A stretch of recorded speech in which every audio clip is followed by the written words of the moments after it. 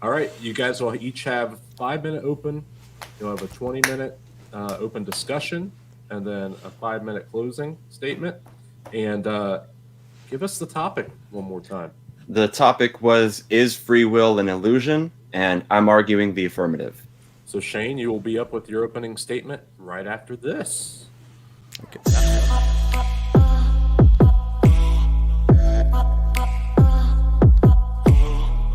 Everyone, including myself, experiences what at least feels like libertarian free will. Libertarian free will is the belief that human consciousness is not predetermined and we're in complete control over our actions. It would follow, if this were true, that in any given situation where you made any choice or action, you would have had the ability to have chosen or done otherwise. For example, Lio feels like he chose to debate in this tournament, and he likely feels as though he chose to agree on debating the topic of free will being or not being an illusion. Those of you watching this debate feel like you chose to be watching it, and if you stop watching it now, you're probably going to feel like you chose to do that as well. So, obviously, there is some feeling that we're in complete control of our decisions. So, if everyone feels like they're in control of what they choose to do or not do, why is it that people like myself so arrogantly not only lack a belief that libertarian free will exists, but actually go as far as to make the assertion that it doesn't exist? The short answer, which you won't find satisfactory, is that science has spoken, and as real as your feeling that you control your decisions is, your feeling is wrong and you simply don't have that control. In 1983, Nobel Prize-winning neuroscientist Benjamin Libet conducted a study in which the recordable cerebral activity that precedes voluntary motor act was directly compared with the reportable time for appearance of the subjective experience of wanting or intending to act. The onset of cerebral activity clearly preceded the reported time of conscious intention to act by hundreds of milliseconds. It was concluded that cerebral initiation of any spontaneous voluntary act begins unconsciously, meaning before there's any subjective awareness that a decision to act has been initiated cerebrally. Now I ask you, if the initiation of your decisions is being determined by the cerebral activity which you don't control, hundreds of milliseconds before you're even aware of an experience of wanting to make these decisions, how could you possibly believe that you have complete control over your decisions?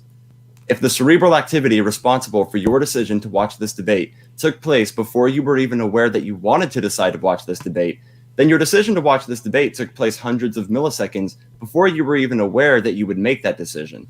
Meaning, in order for you to have decided to choose differently, you would have had to act out of accordance with or have complete control over your cerebral activity, which you simply don't. Now, the criticisms of the belief that this study disproved free will were mostly that the cerebral activity didn't predict the specific outcome of a choice, and that the delay was only hundreds of milliseconds, causing people to say that this could have simply been latency. But in 2008, Chun Seong-soon conducted a similar study with an fMRI machine in which he asked subjects to choose between and immediately press one of two buttons, one linked to the left index finger and another to the right. What he found was that the outcome of a decision can be encoded in brain activity of prefrontal and parietal cortex up to 10 seconds before it enters awareness. These are two of the most cited studies by neuroscientists disproving the notion of free will, and I promise to leave a comment on the debate after the fact with links to them for anyone interested in looking at them, but I'll add that these are only two and there are many more. But neuroscience is complicated, and if I want to change as many minds as possible, I'm going to need something a little less complex to make my case. So I'm hoping a deductive argument consisting of 5 premises which entail my conclusion will be simple enough. Premise 1.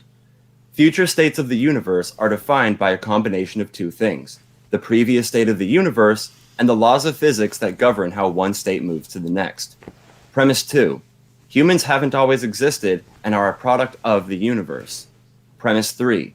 For any given instant in time, humans lack the ability to control the previous state of the universe. Premise 4. Humans lack the ability to control the laws of physics. Premise 5. Therefore, humans are unable to control any future state of the universe. Conclusion.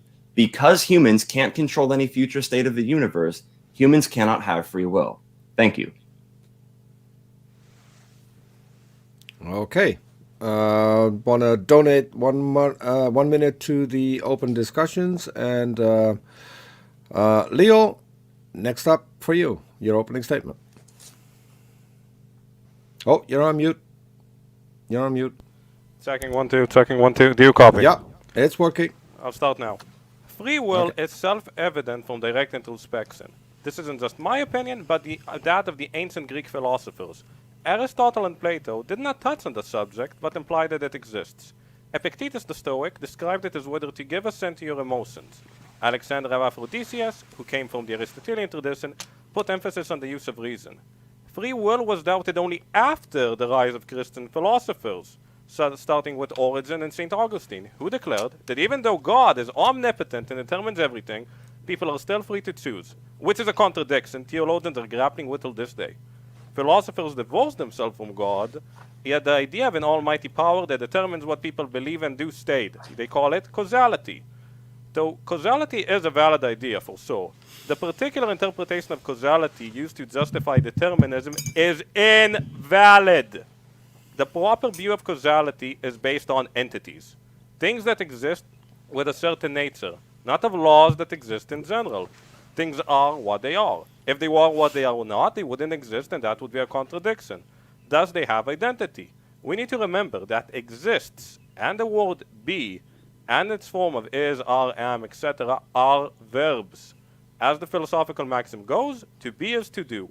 Or in other words, things act according with their nature. It could be said that causality is identity applied to action.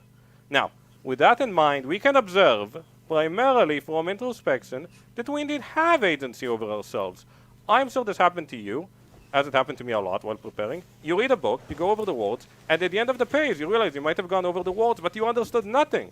The reason is, you are out of focus. Not only that you can decide how much focus you apply and what to focus on while in such a state, you also decide on what to focus on. It is evident from direct experience in our minds and from seeing the results of the same process happen in others that human beings do indeed choose to think and how to think. Back to causality. Evident from the way human beings act, they possess a type of self-initiated causality that is unique to them and not found anywhere else in the material world. Proponents of determinism claim that an appeal to a non-material world is no different than religion and mysticism, but I say the opposite. Claiming there is a material world solely and alone is as irrational as mystics who proclaim a heaven free of causality and an almighty God. Simply put, consciousness, a person's mind, is radically different from the material world. The attributes of consciousness are that it has memories, emotion, degrees of clarity, and many more. Material things have attributes of spatial relations, weight, color, and more. Since an object is an integration and sum of its attributes, and that the attributes of material object and of consciousness are irreconcilable, then they cannot be the same. I mean, can you imagine a house that is on one side heavy, circular, and green, while on the other side it is reminiscing, anxious, and confused? Of course not. The other route determinists have taken to deny consciousness and free will, the other route determinists have taken is to deny consciousness. This is, I can't take seriously because it amounts to saying, I know that I am not conscious. Knowing meaning to have in one's consciousness. Saying, I have it in my consciousness that there is no consciousness is a contradiction. There is material, there is consciousness. Consciousness arises as an emergent property of material things, namely the brain and its activity. Yet it is not reducible to it in its mode of being. Free will is part of nature of consciousness for human beings. It's just how it is. I see no reason to assume some ulterior cause behind or anyone else's volition. In fact, the very question of is free will an illusion presupposes that there are illusions and one can deliberate and choose to tell them apart. Determinism is a contradiction that makes objective knowledge impossible, including knowledge of determinism itself. Well, we all know that reasoning requires choosing from alternatives. We can be biased or sloppy or objective and rigorous. If you cannot choose how to think, then all knowledge becomes a revelation. It just happens, no mental activity necessary. Determinism needs either to make an exception for itself, committing the fallacy of self-exclusion, or seriously think that knowledge, all knowledge, no matter how contradictory, is true, because one could not choose between a correct or erroneous way of thinking. It'd be like a computer. It baffles me that a determinist would choose to enter a debate. Say, I am going to try to convince you to choose to believe what I believe. Why bother? It's determined already. I'm done. Okay.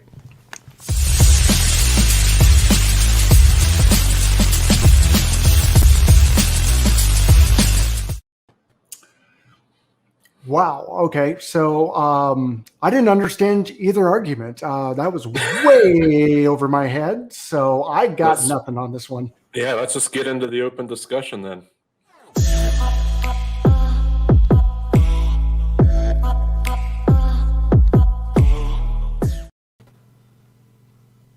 Okay, so what we're going to do is we're going to try and make up some time because Oz is going to kill us if we get further. We'll start it with the open discussion. As Leo just ended, I'll leave it to Shane to start the open discussion. Time starts now.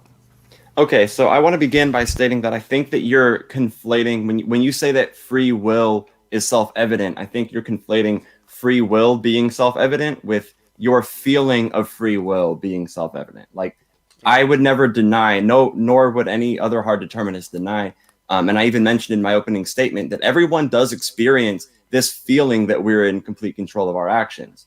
What I'm calling into question is that feeling accurate? Are we actually in complete control over our actions? Or, is that feeling in itself an illusion? Well, That's no, that's not what I said. I said free will is the choice whether to choose to focus and on what to focus on while you are in that state. I didn't say it makes you mentally omnipotent and you can rearrange your consciousness and the material world any way you want. That's not what free will is. Free will is fundamentally the capacity to choose, to think, and to focus, and what to focus on, what to do when you are in such a state. So one of the problems that enters this discussion about free will a lot, mostly between incompatibilists and compatibilists, is what the definition of free will is. And we discussed this debate in advance, and you said that you were defending libertarian free will, which is the notion that a person is able to act like in control of their decisions, right? And what I'm saying is that if we are in part of a universe where everything that happens, every event that takes place is the result of cause and effect, and you are a product of the universe, then since every event that happens would be determined by causality, that would also apply to the events that take place inside your brain. And you would have to make an exception for the brain. And it seemed that you actually started to do that because you started to say that the brain is different. But yeah, while consciousness is different, that doesn't remove it from being part of the universe where laws of physics and causality apply. No, you just replaced the idea of God with causality. Causality is not God. There is no general causality and laws of nature running around. As I said, there are things with a certain nature. This stopwatch is I'm colorblind, is red. Okay? Wait, you think that I'm equating like causality in a way that's similar to God? Yeah. How? Because you're saying, it could be that there are these things and they act according to their own, they have their nature, but superseding their nature, above it, as an umbrella, there is this idea of causality and it comes down and it makes them act in a certain way, contrary evidence. Right, so the contrary. If not for a charge... I'm not done yet. Can you let me finish? Finish. What I wanted to say to your other points, I don't think that free will is the ability to act on anything in any particular way. Consciousness, as I said, has identity. It is what it is. You can't choose to just do something that's impossible. You can't know something that is unknown to you. Your actions are dictated by your knowledge and your capacity to discover and interact with the world. Yeah, what you said is by your definition, you'd have to be omniscient to have free will. I say no, you just have to be able to think. And another thing I said, I didn't say consciousness is the brain. I said consciousness is a thing of its own. It can't be material. I mean, it's about the how. I'm just going to give you an example. If consciousness was material and material, when I introspect, I think of my thoughts, I don't find neurons, even though my brain is made of neurons, or neuron activity. And when a doctor opens my head, if I get to that situation, I don't want to, he's not going to find ideas. Consciousness is not material because they are both different. You can't deny, because look, religious people deny the material world. They say it's all consciousness. Materialists and determinists, which they all are, actually both are determinists at the end of the day, deny the material world. Now, consciousness interacts with the material world. Take any of those down and you end up without free will, which is, needs both of them. That's what I'm saying. Okay, so you believe that consciousness exists outside of the material world, is what you're saying? No. I'm not saying it exists outside. I'm saying it exists separately. Consciousness could not exist without the material world. You can't be Okay, conscious okay, without so a it brain. exists separately, but when Not we look divorced at from it. Not divorced from it. okay, so when we look at consciousness, we're able to see that its its entire causation is within the material world. We're able to prove that when that causation for consciousness, which is material, ends, so does this effect that is consciousness. It's influenced Yeah. by other things within the material That's world, right. which I understand you said they're not completely unrelated, but I don't see any justification for saying that consciousness is somehow removed from the material world, or it's I this didn't say extra it's thing, removed. or like what we know is that there is a material naturalistic cause for consciousness, and when those causes end, or Yeah, but it's something not. like another material force, say something hits you in the head, it acts upon that consciousness and ends it. It I suits agree. the material world. So I agree. I'm saying it's you're not saying consciousness is different, but that doesn't remove it from being part of the universe, being dependent on the laws of physics and cause and effect. I'm saying, first of all, it's not reducible. It can't be. If it would be, you'd end up with a contradiction of the stupid house, the impossible house I just said. It's not reducible to it. Secondly, cause and effect does not mean that everything behaves like physics, because cause and effect, I mean, that doesn't work that way. Cause and effect means it behaves according to its nature, and we can see from the nature of our consciousness that it has efficacy. I mean, just think of it if it didn't. Like, would you think? No, you wouldn't think. Would you argue? With what? Well, no. So if not for a specific charge at a specific synapse in your brain, you would have not decided to be in this debate. Or if I didn't have a charge at a specific synapse in my brain, I would have maybe not chose to begin my relationship, because we can scan a brain and we can verify this is what happens when we ask somebody to do something. You're making some big leaps right here. How am I making leaps other than simply answering your question? Well, I saw the neurons, I saw an MRI, therefore I conclude heat source because of that.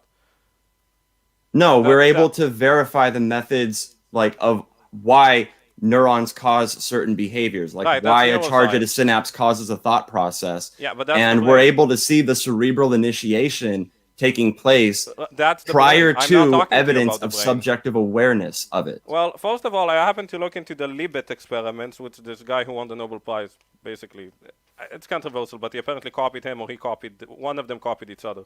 There are a few problems. First of all, in all of these experiments, there was no purpose. It just happened along, and the guy just did it. People who did the Libet experiments in these type of experiments saw that if you tell somebody, give somebody a conscious purpose, then you'll start to see structure.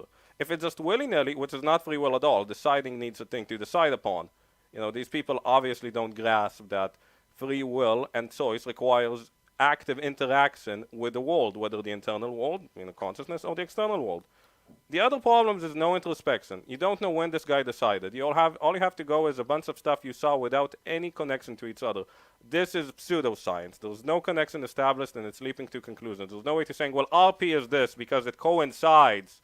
The big question arises, how do you know it's not a coincidence? It sounds like I'm trolling, but that's a valid scientific question. Other problems with it were, there were no reports of intentions.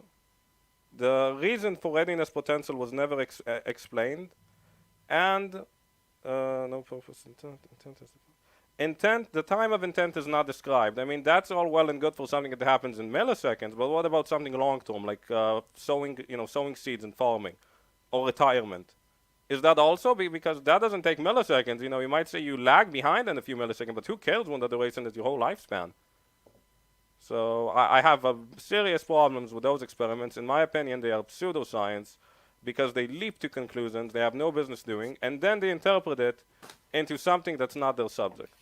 Okay, so is part of your position dependent on this notion that neuroscience is a form of pseudoscience? No, I'm saying the conclusion that saying neuroscientists prove determinism is pseudoscience. But otherwise, neuroscience is good, correct. The idea of human behavior, the human psychology, is not any good.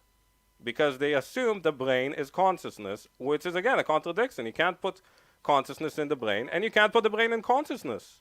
They just don't go together. Right. You have to accept the fact that both of them exist. So you don't think that scientists are accurately able to correlate activity in the brain with specific actions being taken? I'm saying I don't care about correlations because science is done on the basis of causes. What you're giving me Right. is No, they correlations. begin Two with things correlation. Happen. No, I happen to this. No, because if somebody tells me two things happen at the same time, okay, so what does it have to do with the nature of things there are? I mean, in your view, it seems there is just floating cause and effect without reference to entities, while I myself find myself confidently living in the world of things, entities. You, me, my computer, this paper, stopwatch, glass of water, your couch, Peter, stopwatch. Because it's all things and causality. I don't agree with that one bit. I think it's literally a return to religionism, and I can touch about that later with B.F. Skinner and how he seemed to look like a type of religionist in essence.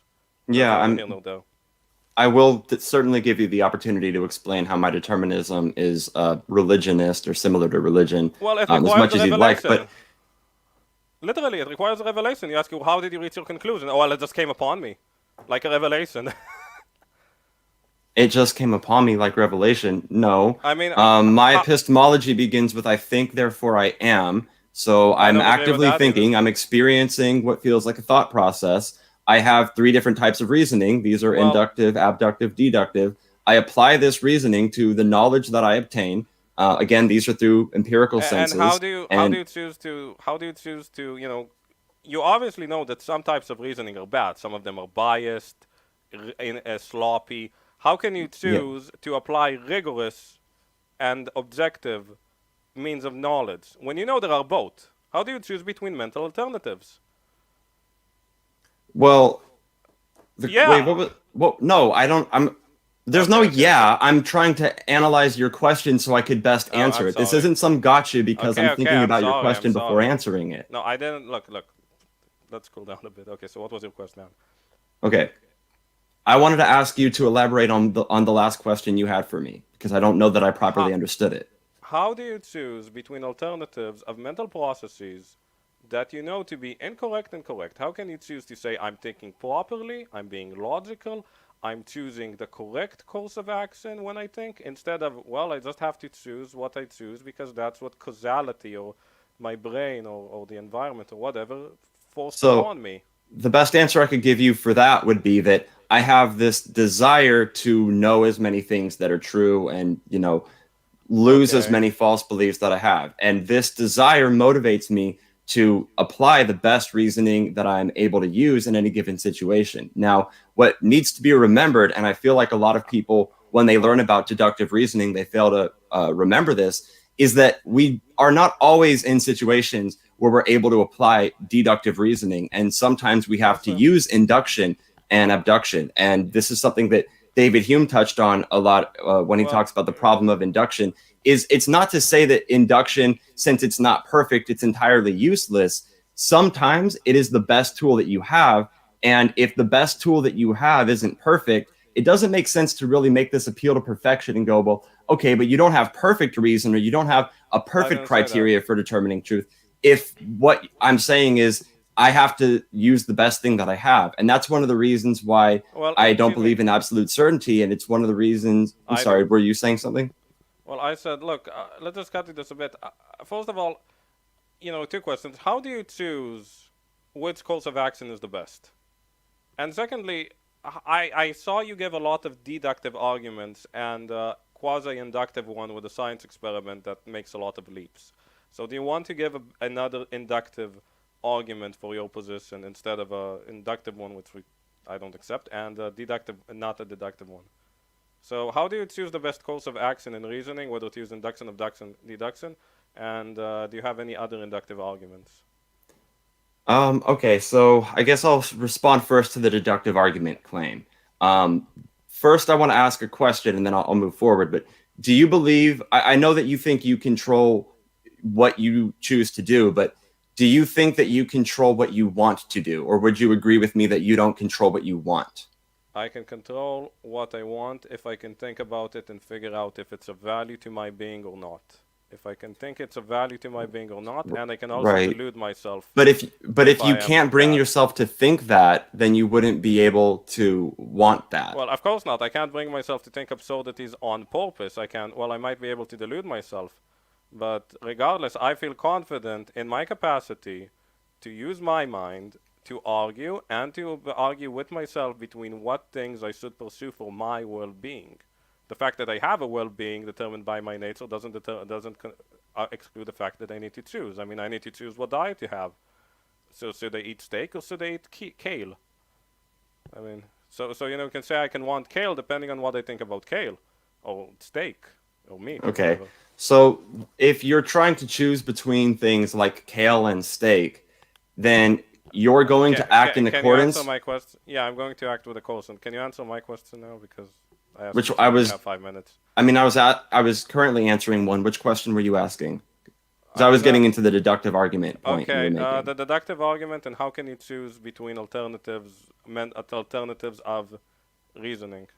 So I choose between alternatives based off which one I think is the most accurate, and that is Did something you just that say choose? yes, Okay. and see this is the kind of thing, and I find it to be funny that you do it because you're like, oh, you're saying you choose. I'm not denying that I can make choices. I'm denying that I can make free choices. So who I can chooses? I can have a will and act in accordance with that will. However, I do not have free will because I do not control what that will is. My will controls Well, me. then who chooses? My will is what it is. That will is determined by biological variables. So the fact that I have a will to eat is going to control my you have a actions. desire When that I is, can't but what act out of accordance with that. No, you can choose to be anorexic, as a lot of people do.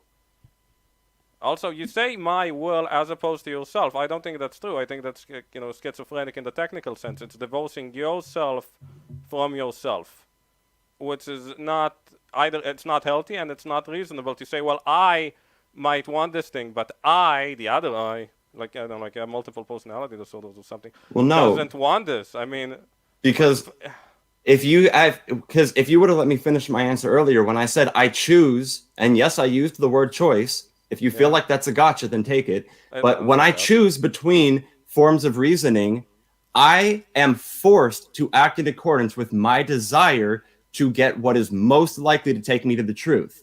So for that reason, I could not have, like, if I choose deductive over inductive reasoning because deductive reasoning is better, I chose that because I have a desire to go with what's most accurate. And that desire is not something I control.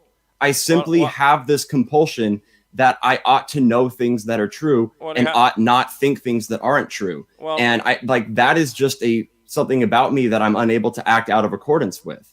If I choose between things, sure, I could say that I'm exerting some kind of choice, but the choice is determined by variables that I'm not in control of. No, because I'm not saying in order to have choice, you need to be omnipotent. In order to have choice, you need to enact in it. I mean, you're talking about arriving at the truth as it is something automatic. It's not. It's very hard, and there are very many great dishonest people in the world. We know that. It takes legitimate effort in order to do these things. It's not just done on its own, and even if you try very hard, you can reach error. So the thing of I just have this desire and I act on it, it's not, desires are not automatic and they're not divorced from the circumstances you are in. They are. People are born with a desire to survive. Like some people want to kill themselves. What about their desire to survive? They kill themselves and they get selected out for evolution. So what? They still want to kill themselves. You're telling me they're right, not and they can't not kill themselves if their psychology is in such a state that it is causing them to self-destruct. Like a living organism doesn't normally self-destruct. So for something to happen to an organism to cause it to self-destruct like that, it wouldn't have been able to act out of accordance with that cause of self-destruction. There are completely normal physically people who have very bad ideas or suffer intense guilt or know their future is doomed and very bad that decide to take their own lives. That's a fact. You can't say you're excluding them from the human race just because I think humans want to survive. Obviously, they don't. Right. I'm not excluding people who kill themselves from the human race. What I'm saying is that if somebody kills themselves there's a reason why we say they are a victim of depression. We don't simply blame them for killing themselves. Or under your view of there being libertarian free will, do you think that people who choose to kill themselves are responsible for it? Yeah, and I'm not saying it's bad. It can be sometimes positive in a very sad way, like people who euthanize themselves because they know they're facing a horrible disease that's going to make their existence suffering. And nobody wants to go through that. So I'm not even saying it's negative. I'm saying free will is just a thing. It's just a thing, and you don't need to be omniscient for it, and you don't need to have yourself divorced from yourself from it. You know, at the end of the day, the cause is you, and that's the only cause that involves you. Right. Well, everything that you do has causes that are outside of your control. Everything I do has causes that interact with things that caused you to do those. I am caused by myself. Okay, we're out of time. We're out of time. I have to cut it close because we're trying to make up for time. Switching it over to the host.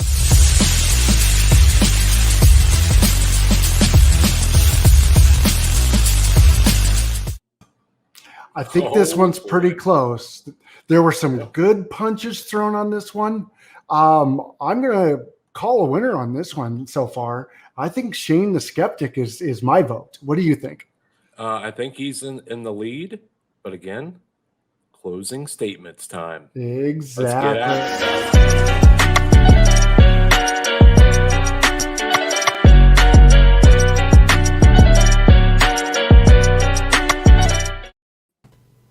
Okay, we're up to the closing statements. We'll keep the same Structure. It says, yeah, same structure. So Shane, you go up first. You got 5 minutes for your closing statements. Okay. So I think that one thing that might have led to some confusion in this debate is that even though we agreed in advance when we talked about this subject, he said he was going to be defending the notion of libertarian free will. It seemed like the notion of will that he was defending was not libertarian free will. So he wasn't really preparing for the same debate I was preparing for. With that in mind, I do think that there is something to be said for the feeling of us having a will and being able to act in accordance with it. But I would say this. I would say that you are able to act in accordance with your will, but you're not able to choose your will. So one of the reasons I asked him if he thinks he could choose to want something was because I hold to this idea that you do not control what you want. And a lot of people who believe in free will could at least agree with me on this point, that even if they feel like they get to pick between two choices, they don't feel like they get to choose what it is they want. Their wants control them. So human beings are naturally inclined to not want to accept ideas that are not very fun to think about. And the idea that we don't have free will is something that's very hard to accept. But I would leave it at this. Not having free will isn't as devastating as a lot of people make it out to be. If not having free will simply means that you're unable to make decisions that you don't have a desire to make, then or a will to make, then I don't think that that's quite as devastating as people make it out to be. One thing that I wrote down that I kind of wanted to say was that,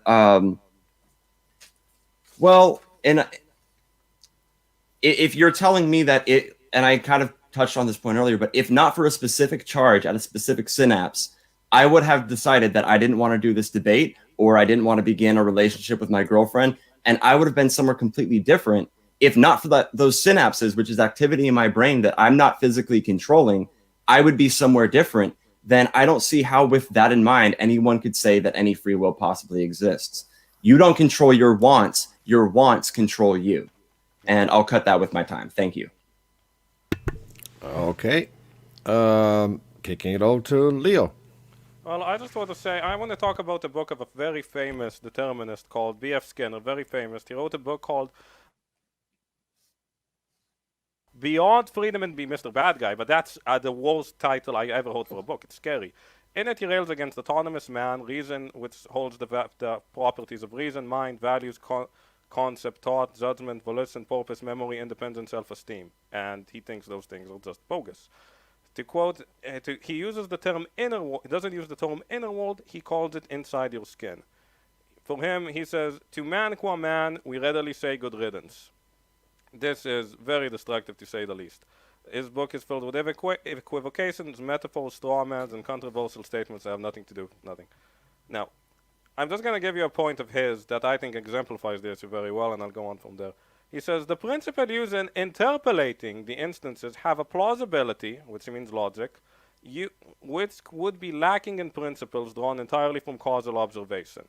Now, if his interpretation, meaning sounds plausible, meaning logical, it means he has valid. It means it is valid, which for him is non-causal. Which means he is trying to explain something to you with something that cannot be exist, making it non-causal, making it no different from a revelation. In a sense, one of the best critiques of the book is that there's no reason to read it. If determinism is false, there is no point in reading it or entering a debate with a determinist. But if it's true, then there is no point in entering one either, because the person just thinks what he thinks. There's no reason to persuade him, especially with something that's acausal. Back to our debate. Shane said that free will is actually very liberating. I think it's very hard to accept. I think the opposite. It's very easy to accept. It absolves one of responsibility for his mental actions, physical actions, and the state he is in his own self. It's a way of saying, hey, it's not me, it's everything but me.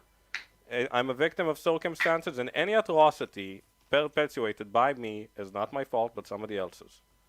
Now, in practice, determinism and its corollary and its father, radical materialism, caused more deaths than radical fundamentalist religion combined in the Soviet Union and in the CCP's China and in other communist, Marxist, materially dualistic places. Its consequences are horrible. Shane said, but on the technical issue, for Shane to choose would mean he needs to be omnipotent. Now, thankfully for him, omnipotent of his desires.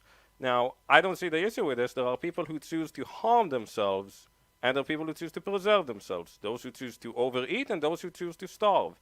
People really can delude themselves into accepting any values to pursue that are opposite to what they do. It seems to me that for saying, you have to be omnipotent, meaning a god, to have free will, I say no. You just need to be able to think, which is evident. If Shane thinks that people are not able to think, well, then I don't know why even enter intellectualism if you can't think. Really, why? So in short, determinism is self-defeating. It has no basis in experience, just like religion. The existence of it contradicts half of the world we know, our consciousness, as religion contradicts the material world. And it is, well, that's not convincing to me, so I'll end it there.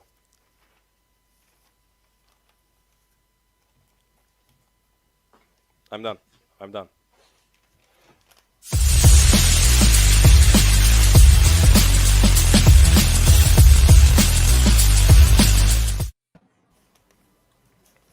All right. That was a good debate, guys. Are you Very ready good. to join the Church of Determinism? I'm not kidding. We'll let Peter determine. I agree. So yeah, when we had people in the side chat saying that Leo should get extra points for accent. I think you should get extra tone points for accent too. Yeah, but being Dutch, I mean, that should apply to me as well. But I don't think I can get points in all of this, other than maybe negative points according to people watching the debate. But I am curious, Leo, where are you from? Israel. Israel. Okay. So it's you're in the same time zone as me, I think. Right now it is 6 past midnight. Oh, you're an hour ahead. Okay. Well, this was, as I would say, another close one. So first, I'm curious what Nate and Skids. What did you think? We're really smart, so our viewpoints are very important in this. Mm-hmm. I understood half of the words you guys said, so yeah. Was it because of the accent? No. Just because you're just- talking over the head. Yeah, you use too big of words for Yeah. us. I But, don't think. I actually put my opening statement in a word counter, and I find it reads to a 12th grade level. So, That's there we not go. helping Yeah, me at we're all. at 8th grade level, so all right. I don't Uh, even want to know my reading level. Well, So, mine's Like some people don't want to step on the scale. I'm not going to test my reading level. Yeah, at times I did ask for help, but he's not a lot of help. He's just completely clueless. He has Yeah, no looks clue clueless. what he's doing here. No clue what the debate is about. Okay, so let's get to the points that I had. As I said, it was very close. Both did make a very good statement. Did have a clear presentation of their standpoints. I have to say, Shane was a little bit better in the cross-examination when it came to being attacked and defending his own points. So I'll have to give this one to Shane. And it's another really close one, because I've got my own opinion about free will, and this one was really interesting hearing both sides, and at times it could have swapped my opinion. So it was a really good debate. Yeah. It was a really good debate, and on a topic where I've seen it a lot different. So if you have the same topic and you have an atheist going up against someone who has a religion, you get an entirely different debate. So this one was really refreshing